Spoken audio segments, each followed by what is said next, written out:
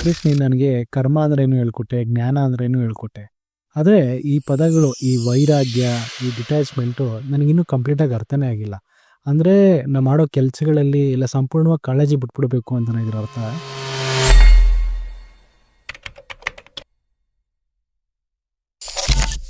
ವೈರಾಗ್ಯ ಅಂದರೆ ಎಲ್ಲದನ್ನೂ ಬಿಟ್ಟು ಹೋಗೋದು ಅಂತಲ್ಲಪ್ಪ ಅರ್ಥ.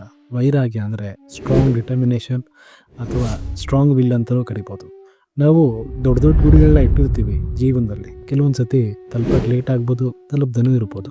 ತಲುಪಕ್ಕಾಗಿಲ್ಲ ಅಂತಂದಾಗ ನಾವು ಕೆಳಗೆ ಬೀಳ್ತೀವಿ ಅಥವಾ ಬ್ರೇಕ್ ಆಗ್ತೇವೆ. ಬ್ರೇಕ್ ಆದ್ರೂ ಮರಳಿ ಯತ್ನ ಮಾಡ್ತೀವಿ ಗೊತ್ತಾ. ಈ ವಿಲ್ಲಿಗೆನೆ ವೈರಾಗ್ಯ ಅಂತ ಕರೆಯೋದು. ಬಟ್ ನಾನು ಡಿಸಪಾಯಿಂಟ್ ಬೇಗ ಆಗ್ಬಿಡ್ತೀನಿ. ಅಂದರೆ ಇದು ಅಟ್ಯಾಚ್ಮೆಂಟಾ? ಹೌದು, ನೀನು ಜನಗಳೆಲ್ಲ ಹೀಗೆ ರಿಯಾಕ್ಟ್ ಮಾಡಬೇಕು ಅಂತ ಎಕ್ಸ್ಪೆಕ್ಟ್ ಮಾಡ್ತೀಯ. ನಿನ್ನ ಸಿಚುವೇಶನ್ಸ್ ಎಲ್ಲ ಪರ್ಫೆಕ್ಟಾಗಿ ಆಗಬೇಕು ಅಂತ ಅಂದ್ಕೊತೀಯ. ನಿನ್ನ ರಿಸಲ್ಟ್ಸು ನಿನ್ನ ಪ್ಲ್ಯಾನ್ ಜೊತೆಗೇ ಮ್ಯಾಚ್ ಆಗಬೇಕು ಅಂತ ಪ್ಲ್ಯಾನೂ ಮಾಡ್ತೀಯ. ಆದರೆ ಅದರ ಔಟ್ಪುಟ್ಟು ಅಂದರೆ ರಿಯಾಲಿಟಿ ಅದರ ಆಪೋಸಿಟ್ ನಡೆದಾಗ, ಅಂದರೆ ನಿನ್ನ ಸ್ಕ್ರಿಪ್ಟ್ ಬರ್ಕೊಂಡಿರ್ತೀಯಲ್ಲ ಅದಕ್ಕೆ ವಿರುದ್ಧವಾಗಿ ನಡೆದಾಗ ನೀನು ಸಫರ್ ಮಾಡ್ತೀಯ, ಡಿಸಪಾಯಿಂಟ್ ಆಗೇ ಆಗ್ತೀಯ. ಹಾಗಾದರೆ ನಾನೇನು ಮಾಡಬೇಕು? ಪೂರ್ಣ ಮನಸ್ಸಿಂದ ಕಾಳಜಿ ವಹಿಸು. ನಿಷ್ಠಾವಂತನಾಗಿ ನಿನ್ನ ಕೆಲಸನ ನೀನು ಮಾಡು. ಆದರೆ ಅದರ ರಿಸಲ್ಟ್ ಏನಿದೆಯೋ ಅದ್ರ ಮೇಲೆ ಮನಸ್ಸಿಡೋದನ್ನ ಬಿಡು. ಇದು ತುಂಬ ಕಷ್ಟ ಅನಿಸುತ್ತೆ,